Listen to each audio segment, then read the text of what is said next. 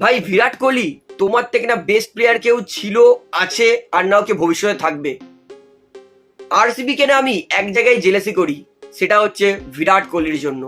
ভাই কি প্লেয়ার, 18-19 বছর ধরে সেই একই রকম ভাবে খেলে যাচ্ছে, ম্যাচ জিতে আসছে।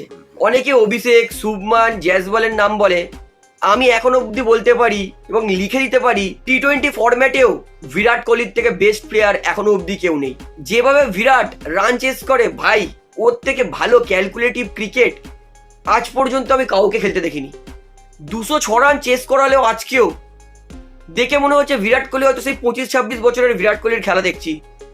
44 বলে 81, যেভাবে মানে কোনো ফ্রি ক্রিকেট খেলেছে, পাতি ক্লাস ক্রিকেট খেলে 206 রান এমনভাবে চেস করালো যেন কোনো ব্যাপারই নয়।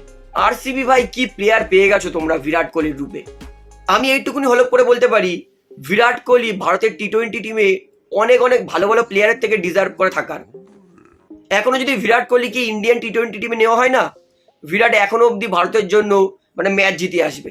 বিরাট কোহলি তিনি টেস্ট, ওয়ানডে এবং টি-20 তিনটে ফরম্যাটেরই বাদশাহ, রাজা, কিং। বিরাটের ধারে কাছে কেউ নেই। তো আজকেও যেভাবে বিরাট তিনি 206 রান চেস করিয়েছে 44 বলে 81, খুবই দুঃখ লাগলো বিরাট নিজের সেঞ্চুরিটা মিস হয়ে গেল, বোলটা হয়ে গেল বলে। তো বিরাট আজকেও কিন্তু সেঞ্চুরি করতো। অর্থাৎ আরও একবার সেই অরেঞ্জ ক্যাপ বিরাট কোহলির মাথায় আছে, এবং যেরকম বিরাট কোহলি খেলছে এই বছরও মনে অরেঞ্জ ক্যাপ নিয়ে বিরাট কোহলিই যাবে। আর আমি মেসমোরাইজ হয়ে যাই বিরাট কোহলির খেলা দেখে, জাস্ট ফ্যান্টাস্টিক।